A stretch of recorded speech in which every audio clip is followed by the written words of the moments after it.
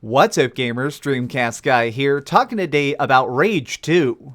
As of a couple weeks ago, Bethesda invited me to a special event where I could sit down and play about an hour of this and record it, which is what this gameplay is. And I've been very curious about it ever since we saw that big reveal back at E3. It seems like this is a sequel that's trying to be much bigger, more bright and colorful, and honestly, a lot funnier than the first game was. I've also seen a lot of people basically speculating that this is sort of their own way of trying to make a Borderlands 3 because it just seems so humorous and lighthearted. And now that I've played an hour of it, I can say that's definitely how it feels in many ways, but it's still quite different. So let's start off with what this demo was. I was essentially dropped in a tiny base of these psychopaths, and I had to fight my way to the top in order to hack a panel and call down a satellite that was full of all sorts of ancient supplies I needed, technology that would bolster my society. But doing this was going to require tons of murder and mayhem, and during the course of this adventure, I definitely got a good feeling for some of the major changes they've made, some of them being the Nanotrites. These are basically like superpowers, and the thing that caught me the most off guard, because they feel very, very key to every single fight.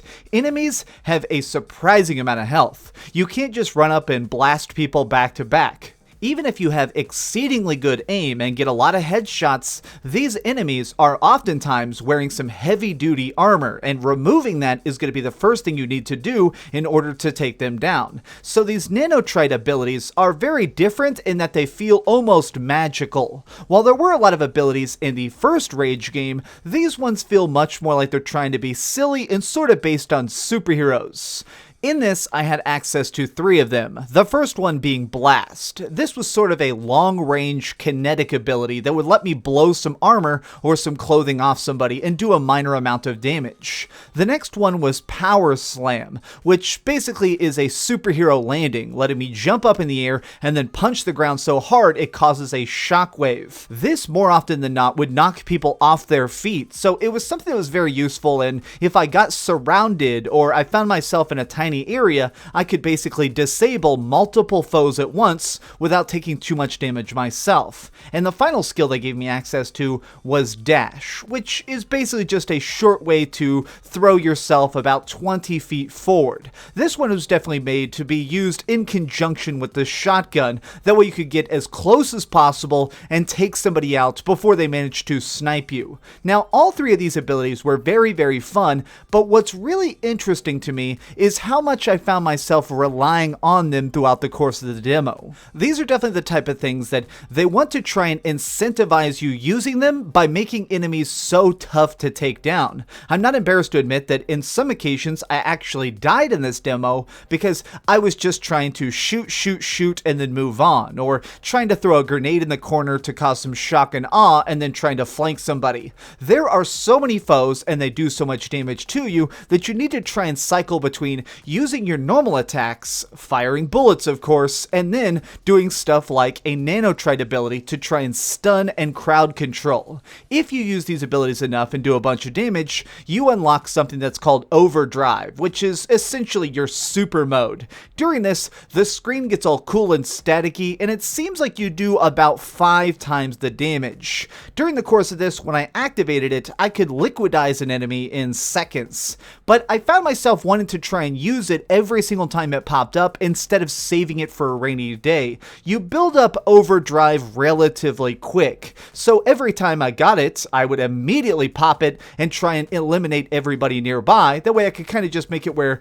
I could move on as quickly as possible. It didn't feel like one of those games where you have a super ability and you just save it and save it and save it for that one occasion where it'll save your life. In this, I think they're trying to encourage you to use all of your abilities equally, even when there's stuff that's like this that's a lot more big and deluxe. So let's talk about the weapons themselves, because in any first-person shooter, this is pretty much your bread and butter, the most key parts that can mean whether the game is going to be good or bad. In this, I had several: a pistol, a scoped assault rifle, a nasty shotgun, and something that was basically like a grenade boomerang. Basically, I could throw it, and if I missed, it would swing around the room and come back to me, but if it connected to somebody, it would swing around and attach to that limb and blow it up. If I threw it just right, I could actually get a headshot with a grenade. It's disgusting in the way I absolutely love.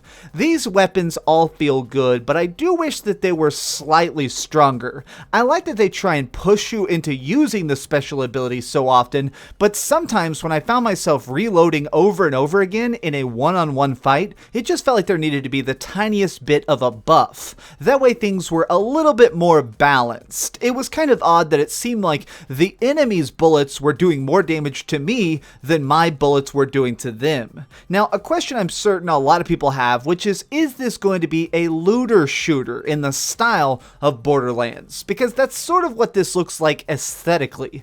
Well, I'm not exactly sure. During the course of this demo, there were no weapon drops. When I killed people, they would obviously be dropping their weapon, but I couldn't pick it up. It could be that this is just an early build of the game and they haven't programmed every different weapon to be playable yet, or it could just be that later on you'll have to unlock weapons one at a time. I'm still not exactly sure, but from what I've seen, it definitely seems at least like it's going to be one of those games where bullets are very universal. If you have a shotgun, every single kind of shotgun will work with it. Assault rifle bullets, anybody who has a fully automatic weapon, it seems like they drop assault rifle ammo. So I was never running out of bullets, even when I was trying to fight really big rooms full of people. So the last thing I want to dig into is what this mission was about, because I think the thing that really caught me the most off guard and now actually has me the most excited for this game is that it's funny. Now, I don't mean that as in it's just amusing or made me smile. I mean, I actually chuckled at this. It's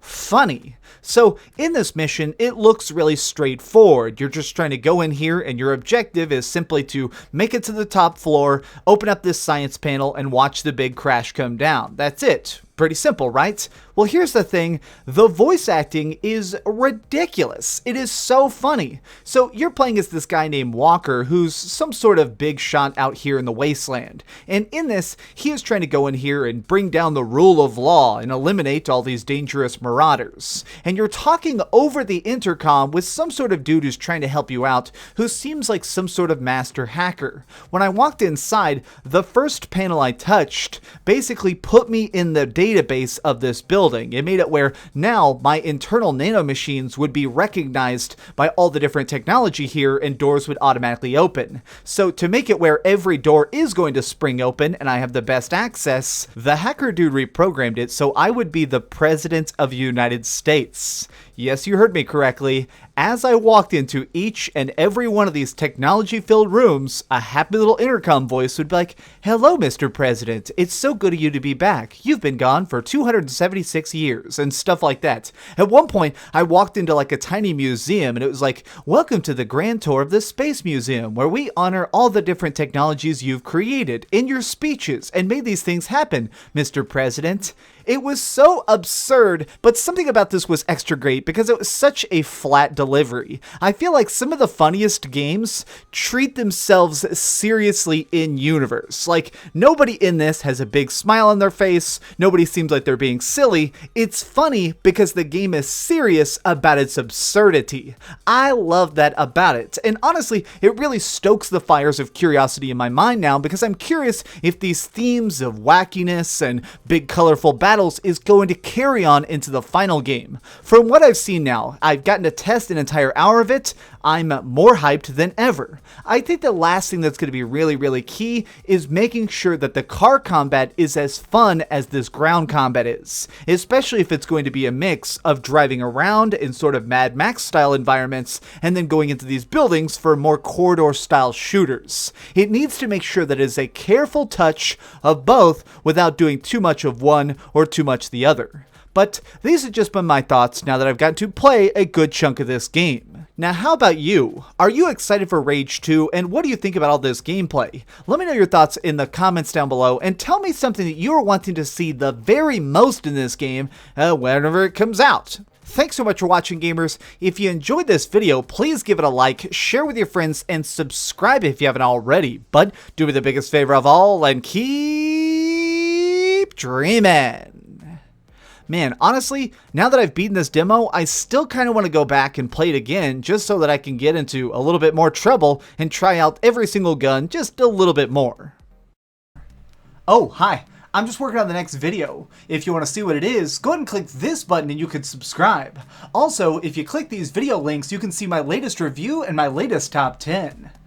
Now I'm just going to sit here for a minute and wait for you to subscribe. Oh, I guess I could put on these giant glasses. I literally found these on a roller coaster.